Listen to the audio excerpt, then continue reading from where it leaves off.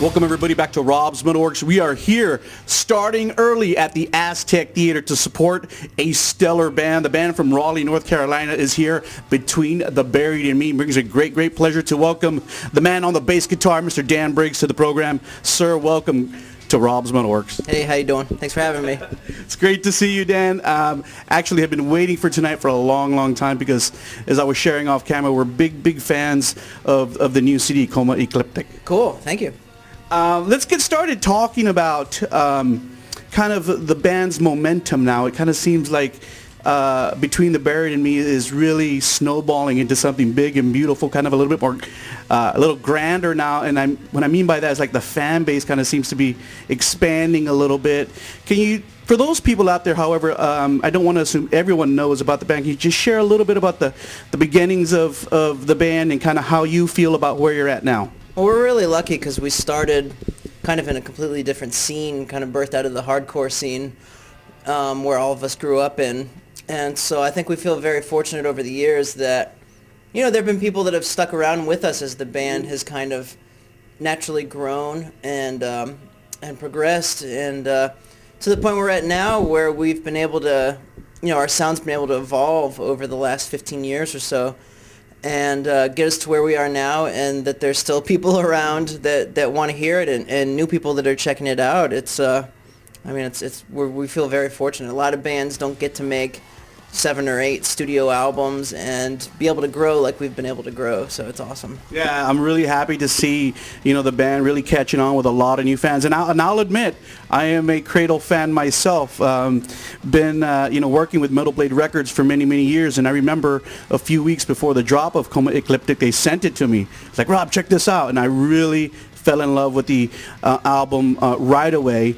First of all, notice that, you know, definitely the band has really kind of conjured up its own sound now. And with this release, kind of like a rock opera type of release. And before we talk about the concept of the record, share a little bit about the rock opera kind of thing. It seems to me, I guess, I'm not a musician, but it would seem to some of those outside that a rock opera would be more of a daunting task musically for the band. Is that true? No, this was probably the easiest record that we've ever written. It just came together really quickly. It was really exciting because we were doing a lot of new stuff, trying to write with melody as more of a focus, and you know, just really try to write musical themes that kind of had more behind them, or kind of like you know, more drama or whatever. So Tommy would be able to play off when writing the lyrics and writing the story, and you know, I think we just laid a good groundwork for kind of for him to get really theatrical and get into a lot of different characters. So when you actually were approaching writing the record, you didn't do anything different, kind of the same mantra, or would you kind of also say that maybe just the longevity of the band at this point is really attributed to the ease of writing now? Yeah, and we had 3 years between the Parallax 2 and this album. So in that time, you know, I had done records on the side with other groups, and Tommy had done a record of his own. So, you know, we put a lot of focus on growing a lot individually between albums, and all along the way we've always written what was most natural to us, and you know, naturally we're musicians who are trying to get better, and really the focus with this album is trying to get better just as songwriters and arrangers, and you know, we achieved that goal. I think, you know, we were able to step back and really look at the songs as a whole more, and then step even further back and look at the album and what each thing needed to really complete the story musically and, you know, thematically. Let's talk about the story now, the concept. I think fans know, like, there's this main character and he's going through a journey.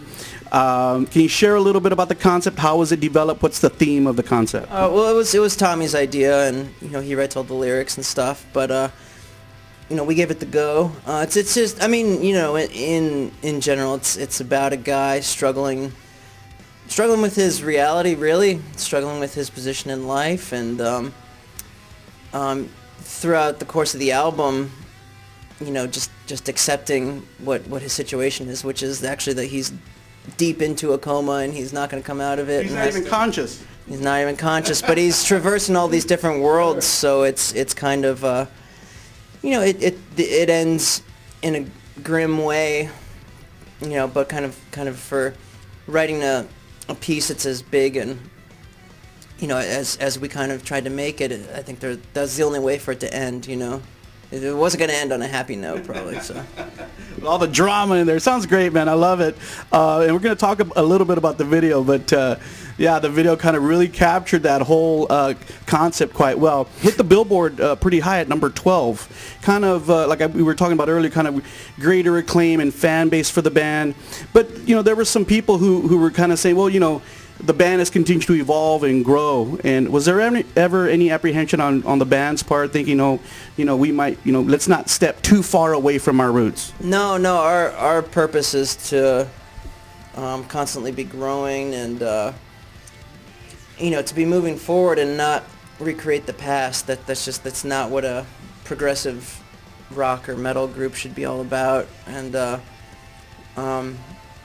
you know, for us, you know, it was really exciting to see what Tommy could do with his voice and see what we could do writing with kind of a little bit of a different mindset. And yeah, like I said, we're just fortunate. I mean, we write music for ourselves, so right. we're fortunate that people like it. But all along the ways, we're just writing for ourselves. So. And you guys have kind of been supporting the record now for a little bit. Kind of been, I think you've already gone across the pond for a little bit now. You're headlining here in the U.S. What's it been like being out on the road on this jaunt? It's good, man. It's playing the new stuff. Yeah. I look forward to it every night. Every night when it comes up in the set, it's the highlight for me. So it's going over well. It's fun to play live. So yeah, it's been fun. And this tour, we're kind of going all the way back and, you know, kind of doing a nod to the 10-year anniversary of Alaska. And, I mean, we're playing stuff from all the other records, too, so it's, yeah. And the reception from the fans, what's that been like? It's been good. Been really good. So now, I mean, we're getting into the Christmas season. What lies ahead for 2016 for the band? At the beginning of the new year, I'm recording a record with a new band I have called Nova Collective. Mm-hmm. And it's with members of my other group, Trioscapes, and then the British prog band Haken, who are really talented. And in February, BT Bam's going to be going to Japan, Australia, New Zealand. And then in March and April, we're doing another tour. They'll probably be announced soon in North America. And then we're gonna hit festivals in Europe in the summer. And then we're going to come out and do the full record. Wow. So do you kind of now, you know, these are headlining shows now, and I remember, you know, back in the day where you guys used to kind of be a support act. How does it feel now to kind of be headlining and doing really a full show?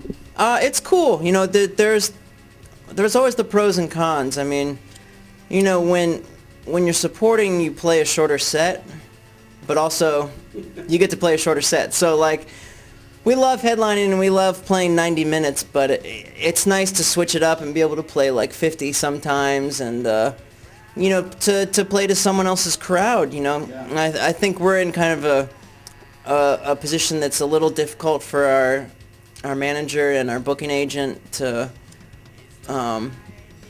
you know, find the right kind of bands, but also